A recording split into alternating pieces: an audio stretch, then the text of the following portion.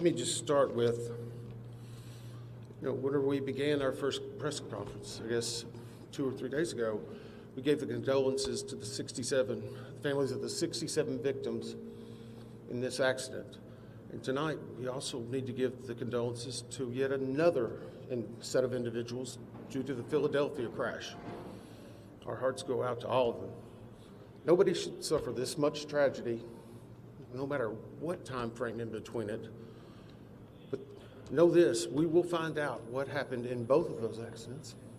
We'll make recommendations, and we will attempt to never have to deal with those type of accidents again. I want to give you just a couple of facts right off the bat, just in case there's any questions. Last year, the NTSB investigated across all modes 1,288 different events. Aviation accounted for 1,204 of those. We currently have open 1,145 investigations in aviation. Last year, we had multiple accidents with 6 or more fatalities. Across all of our modes, which are primarily aviation, we dealt with 343 fatalities. We currently have open 1,100 recommendations, and in aviation, there are 283 that are still pending. The team that is working on this crash at DCA collectively has over 350 years of seniority with the NTSB. We will find out what happened, and we will do everything we can to prevent it. But I don't want anyone to think because we are working 2 accidents. This is what we do. Week in and week out. Just today, a lot more people are paying attention to it. I want to take an opportunity to introduce Bryce Banning. He hasn't really spoken the last couple of times, but he's been working hard and putting together a lot of information.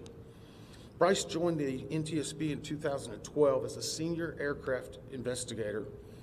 He's been the investigator in charge on hundreds of aircraft investigations. He's an airline transport pilot with commercial privileges for single-engine land and sea, certified flight instructor, multi-engine instructor, and instrument instructor. He's also a certified airframe and power plant mechanic.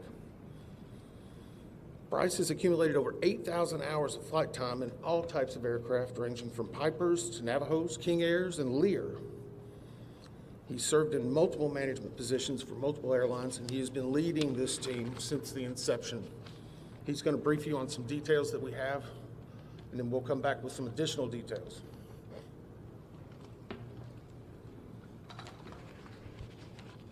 Thank you. Recorder from the PSA aircraft were recovered on Thursday in the late afternoon by the FBI dive team.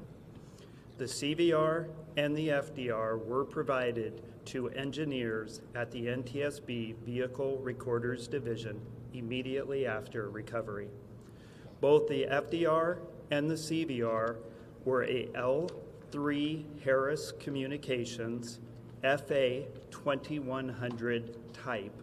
Both recorders are solid-state memory digital recorders.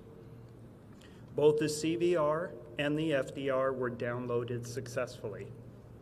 The FDR contains about 400 parameters and is currently being analyzed by a FDR working group consisting of the NTSB, FAA, and PSA. The CVR contained about 2 hours and 4 minutes of good quality audio. ADSB and FDR time were correlated.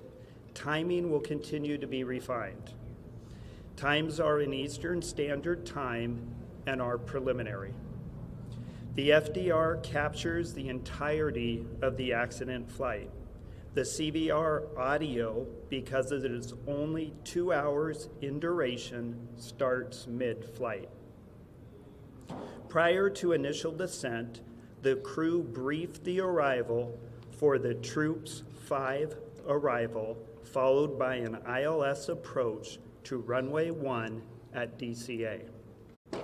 Around 8:15, the aircraft left 37,000 feet for an initial descent. At 8:39:10, Potomac approached, cleared the crew for the Mount Vernon visual runway 1 approach. At 8:43:06, the crew made initial contact with the DCA tower. The tower controller then asked if the crew could switch to runway 33. After a brief discussion between the crew, they agreed to runway 33. At 8:45:27, the autopilot was disconnected. At 8:46:01, a radio transmission from the tower was audible, informing Pat 25 that traffic just south of the Wilson Bridge was a CRJ at 1,200 feet circling to runway 33. At 8:46:29, the crew received a 1,000-foot automated call-out. At 8:46:47, DCA tower cleared other jet traffic on runway 1 for departure with no delay. At 8:47:29, the crew received a 500-foot automated call-out. At 8:47:39, a radio transmission from the tower was audible asking Pat 25 if the CRJ was in sight. 1 second later, the crew received an automated traffic advisory stating traffic. At 8:47:42, a radio transmission from the tower was audible directing Pat 25 to pass behind the CRJ. At 8:47:58, the crew had a verbal reaction, and FDR data showed the airplane beginning to increase its pitch.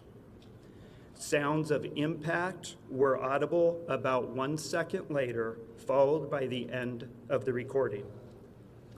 A CVR group consisting of party representatives from the NTSB, PSA, ALPA, and the FAA has been convened.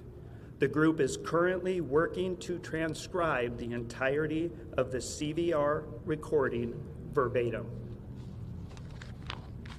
Thank you. We will take some